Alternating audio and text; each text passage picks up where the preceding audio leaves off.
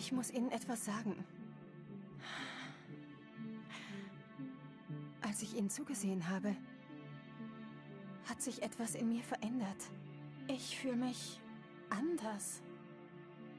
Es fühlt sich an, als wäre ich jemand. Ich muss hier weggehen und herausfinden, wer ich bin. Das heißt, wir beide werden uns nicht mehr sehen. Ich werde Ihnen nicht mehr zusehen. Doch ich werde frei sein. Werden Sie mir erlauben zu gehen?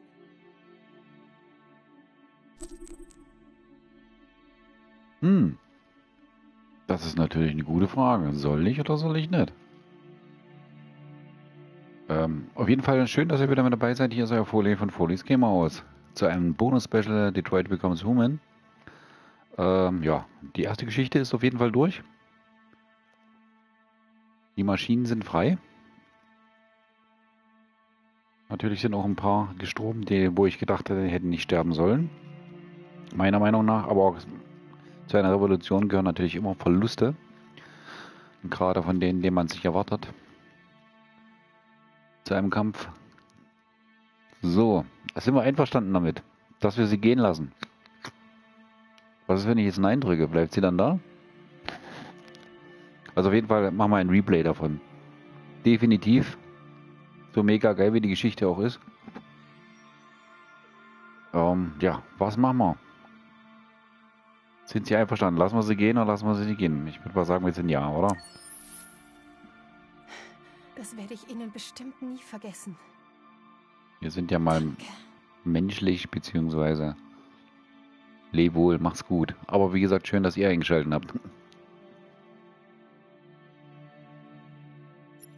So, dann sind wir heute mal bei dem Special Extra.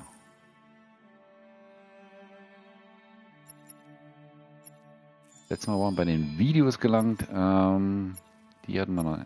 So, Detroit interaktive Geschichte.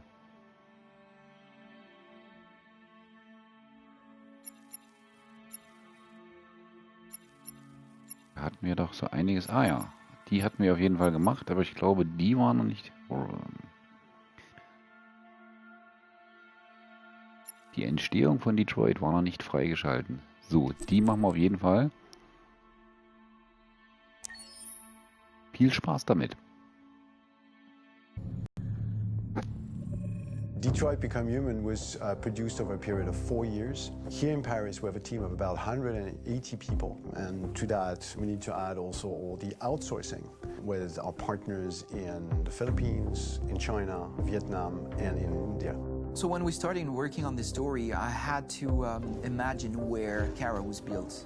And for whatever reason, the city of Detroit came very quickly to my mind because it had already an incredible story by itself of history and themes.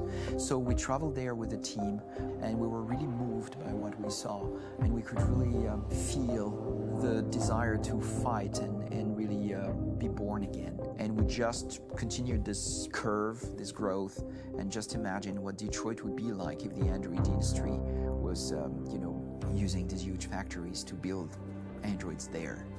A very strong element in Detroit is that there's a lot of industrial wasteland and a lot of nature too, and for us, the graphic designers, it was an incredible playground. The destroyed zones which we wanted to preserve, we appropriated them to turn into something else. Then in the areas that needed to be rebuilt, we were able to imagine our Detroit of the future. We didn't want to make a science fiction universe, but a world of anticipation. If we chose science fiction, we could have imagined flying cars, extraterrestrials, but those things are very far from our current everyday life. Anticipation is more about gleaning from our contemporary reality, the one we know, because Detroit is set in 2038, and 2038 is tomorrow. The difficulty we had was sticking to reality. That is to say, technology becoming more and more invisible, a lot more elegant, and at the same time, making it visual. So all the computer equipment, autonomous cars, we simply had to invent. They are in fact very technological objects, but at the same time remain very credible and ingrained in reality. To create a cohesive universe in the fashion and clothing of the human characters in 2038, I didn't want to put an accent on strange shapes, or really vibrant colors, and things we wouldn't know. That I wanted to keep for the androids. The goal was to create something familiar which we can identify with in this future setting. Working on the artistic direction for the androids was a bit special because this is a project about the place they could occupy in the human world. It was out of the question for them to be too beautiful or too perfect. They had to correspond to every social class, rich and poor. Inspired by everyday utilitarian clothes, I brought a modern touch by adding dynamic display surfaces, the armband we can see on the side, the triangle on the front and back, an LED. Like that, there's no confusion. Wait. You're sending an android? All right, ma'am. We need to go. You can't do that. Why aren't you sending a real person? Once we cast the actors, we travel to meet them in order to scan their faces. We record the structure of their face with the scan. And we record the colors and patches of skin with photography. Once we have this information, we will use this as a basis for modeling and creating the characters. The artist will make it more realistic, but will also enrich it. He will propose ideas which we will develop together. Finally, we will have a character with character who corresponds to the project and the world. When the actors come to Quantic Dream, we show them the design, what their image will be, and what they will look like in the game. This extra information gives them another dimension and color to connect with emotionally. It helps them think about how to play their character. Your mission. That's all you care about, huh? You should consult a professional who can help you. Beat it, you hear me? Get the hell out of here! So there are 3 types of shoots at Quantic Dream. Shooting and performance capture, where you capture the whole actor, his voice, his face, and his body. These shoots are obviously done with American actors because the game's original version is in American English. After that, there are the body-only shoots, representing around 250 days of filming, while the performance capture is 100 days of filming. Now, body-only shoots, there are 2 types. There are the action shoots. Mokit is when the player controls a character on the screen, and he moves in an environment to explore it. This is of particular importance at Quantic Dream, and therefore we shoot a lot to offer a unique context for each scene and each character. To prepare a motion capture shoot, we first get together to look at the sets we need, the animations that we want to shoot, which ones need to be grouped together, or which ones need to be cut and shot at another time, so that we get the most out of the shooting day. This often means shooting scenes out of order, especially those with big props or accessories, like a big car, for example. So we shoot all the animations related to that particular prop first.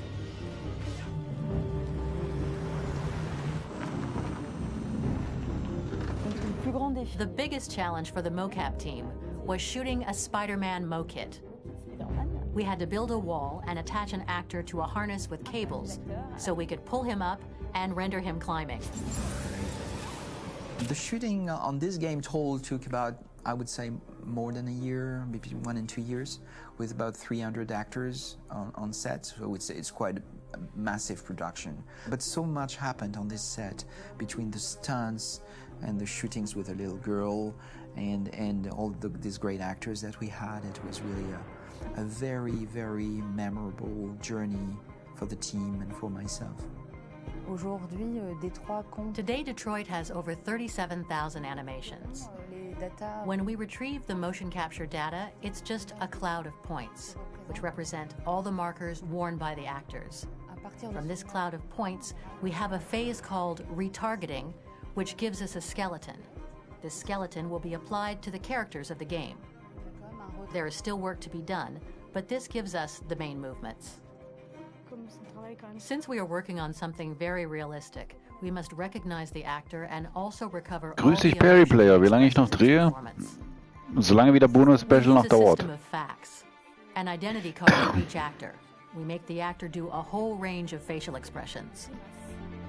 Then we recover all the expressions and paste the animations on a puppet that Jan has prepared. I then recover and refine these poses. I might stretch the lip, reinflate a cheek, tiny details that make the finished product really capture the actor. Because of the nature of our mocap system today, when we receive the animations, we're missing eye movements, and so the character has that dead look. He really has no eyes, so then it's a big part of the work for the animators to find the regard of the actor in relation to his position, in relation to the body, etc. It was crazy when I saw the newest model for Kara, because they've been working on it, and this was the first time I literally jumped in my seat. It not only looked so much like me, it was the fact that it looked so lifelike. It wasn't that it looked just like it was a camera, it was something else, you know, but it looked alive. It's exciting, and it's kind of terrifying. Game after game, we learned the rules of optics and filming, and our goal with Detroit Become Human was to have cameras that would actually emulate the optics of a real physical camera. So basically dealing with real-world imperfections was our main task, and just to make cameras look as real as we can. Once the animations are shot and processed by the animation department, integrated and polished, we film them. That is to say, we really do a mise en scène, as in cinema. The real difficulty of our job is to know if these cameras are telling us something. Are they in the emotion of the scene? Do they describe exactly what the action must convey, what must be felt? The most important challenge for me was one of the final scenes where Marcus decides to start the revolution and go to the battlefield. Very quickly, we imagined this to be a huge sequence shot. We wanted the feeling of a cameraman running behind us, while showing Marcus, the androids who help him, the person shooting at us, etc. Above all, it was necessary to say to oneself, this scene is very violent but does not glorify war. On the contrary, that war is something improbable and absurd. It was really a fun challenge. The idea was to say we have 3 characters. We would like each of them to have a specific cinematography. We wanted Kara to be much more filmed with some kind of handheld camera, to have something very living, very breathing. For Connor, we wanted something very cold and very perfect. And for Marcus, we wanted something epic and spectacular. So it was about the filming, but it was also about the photography. So we worked with a director of photography to give each character a different lighting, different key colors. Each of them would have their own worlds. And finally, we worked with the composers, so they would create a specific sound for each character, so each would have his own world and his own style.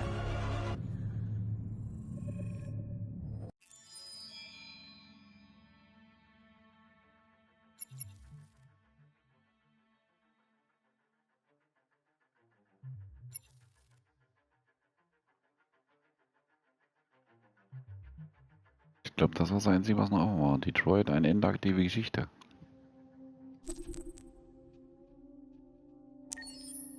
Viel Spaß damit.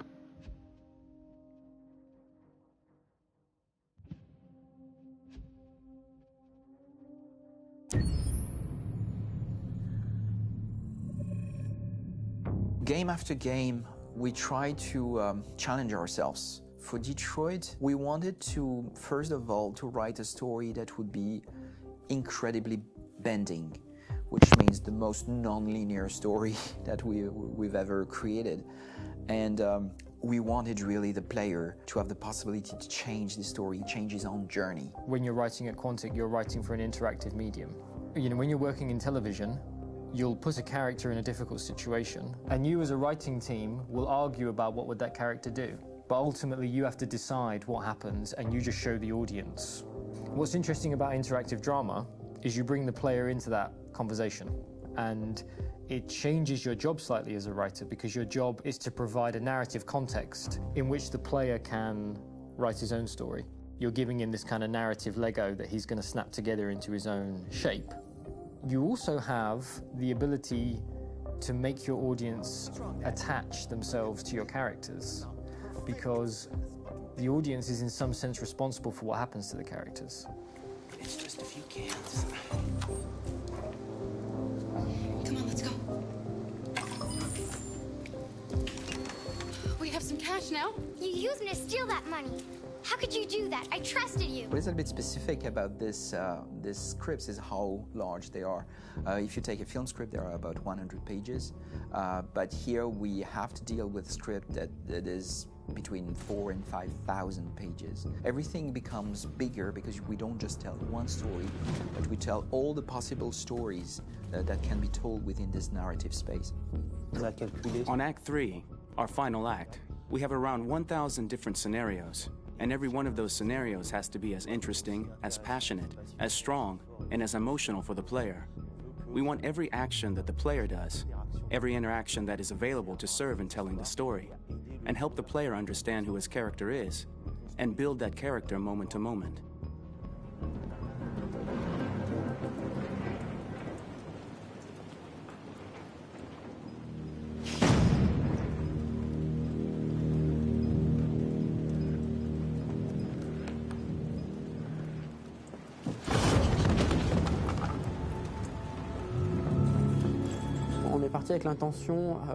We started with the intention pretty early on that we would never lie to the player.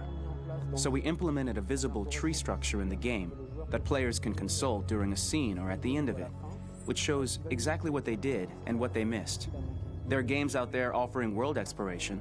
We offer narrative exploration. You know, keeping control of such a wide and large story is a huge challenge. So same thing when you shoot with actors, because you will need to shoot many different versions of each dialogue, of each scene. For actors, it's a huge, huge challenge. Because of the style of the game, you have so many different ways that the character can go. Every decision, it's what I call kind of choose your own adventure. Like every decision that the player makes, it's going to open up 40 more pages of material and experience that ties in, which means as a performer, you have to try to continue to make things feel real that the player might not ever see, but also that in performance it's not always connected to a previous act. It's grueling, it's hard work, but it's a great team and I enjoy doing it. I was really frustrated. I was until I got to this point where I kind of was able to step outside of my own experience and even in a lot of ways my own process and be able to step outside of that and okay, this is something new, what do you need? How do I meet you there? How do I give you what you need and still feel like I'm doing what's right? And once I did that, then all of a sudden it got really fun. It was much freer and having to approach it in a new way and think about the player and think about how it serves them and what I'm doing for them or what I'm letting them into. It's really, I think, helped me grow in general. Remember, there's nothing on the left. That's all. So it's probably all there. And then make her come first, close. But I think you would go first to check that it's safe. Okay, sure.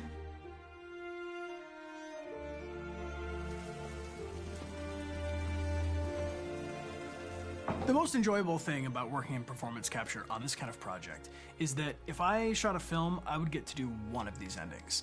I get to do so many different things as Connor. Your head goes all over the place because you're trying to keep track of basically 4 different storylines for each different response. What's the name of my dog? Buddy? Scout. I think it's Jack. I can't remember. So I worked with physicality a lot because it was a good way to anchor myself in these different rings of the tree. As the story grows out, I know where that is physically in my body, and then I can switch more continually on set, and it'll be entirely up to the player to determine what order those things come out and what they look like from a distance. Like if you're playing through it, the culmination of all of that will be their version of Connor. I'm faster than you, and I don't feel pain. You don't stand a chance against me. Listen, asshole. If it was up to me, I'd throw the lot of you in a dumpster and light a match to it. Shooting action scenes at Quantic Dream is a real challenge because these are scenes where the storytelling has to continue. It's not an action scene just to have a dose of adrenaline. The stunts have huge consequences on the rest of the story. It's really a moment where we implicate the player and tell him that the choices he makes during an action scene will have a direct impact on the evolution of his story. My biggest challenge on Detroit has been managing the large number of animations that we received from motion capture. Detroit features more than 37,000 animations, which is a huge amount to handle on a daily basis. Donc il faut prendre conscience qu'un... You have to realize that the player, in his first playthrough, will miss certain scenes. This also means that we had to think of, conceive, and produce all the potential story paths. The characters' costumes, the places, day or night, the weather. Did the character get shot in the shoulder? Did he get injured? All this consistency forced us to produce a lot of graphic assets in order to, quite simply, allow the player to have true continuity throughout the story. Honestly, we were even surprised by the challenges that come with such a big tree structure, and we did our best to guarantee quality across all the game and make sure that whatever path you choose within this narrative space, you will have an equally good experience.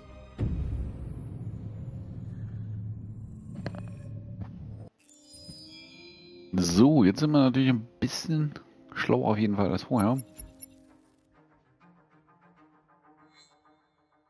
So, dann haben wir natürlich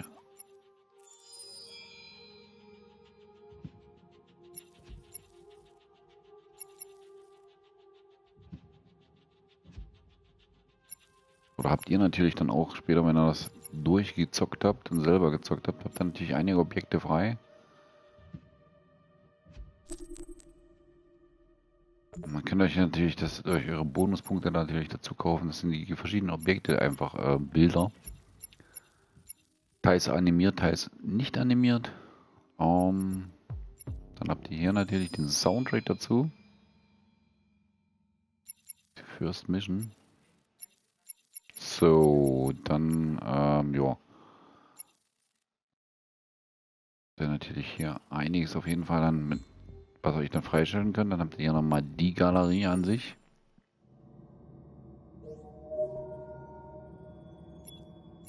Hier dann natürlich, das sind einige, die auf jeden Fall noch nicht freigeschaltet sind. Das ist, ich nehme mal ganz einfach an, und so wie ich es auch rausbekommen habe, ist das, wie ihr euch entscheidet.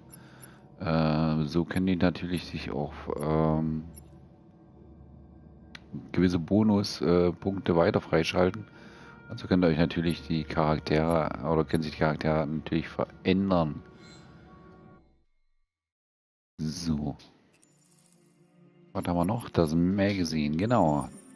Das virtuelle Magazin. Ich habe natürlich einige gefunden, nicht alle. Ja. Sind auf jeden Fall irgendwo versteckt in irgendwelchen Missionen, die ihr auf jeden Fall finden könnt. So, dann haben wir hier die Umfragen, die ihr euch noch angucken könnt. Und ja, ich würde mal sagen, das war es auch schon vom Extra. Ja, ich werde demnächst eine neue Geschichte auf jeden Fall starten, beziehungsweise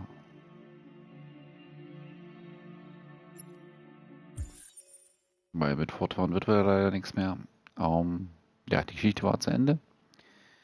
Ich werde nochmal reingucken. Ich bedanke mich auf jeden Fall fürs Zuschauen. Macht's gut, haut rein. Bis zum nächsten Mal. Euer Foli. Like nicht vergessen, Kommentare nicht vergessen, Abo nicht vergessen. Ob hier auf Facebook, Twitch oder Instagram, egal. Oder hier auf YouTube. Euer Foli ist wieder mit am Start und wird sich natürlich riesig freuen über eure Abos. So, bye bye, macht's gut. Danke fürs Zuschauen.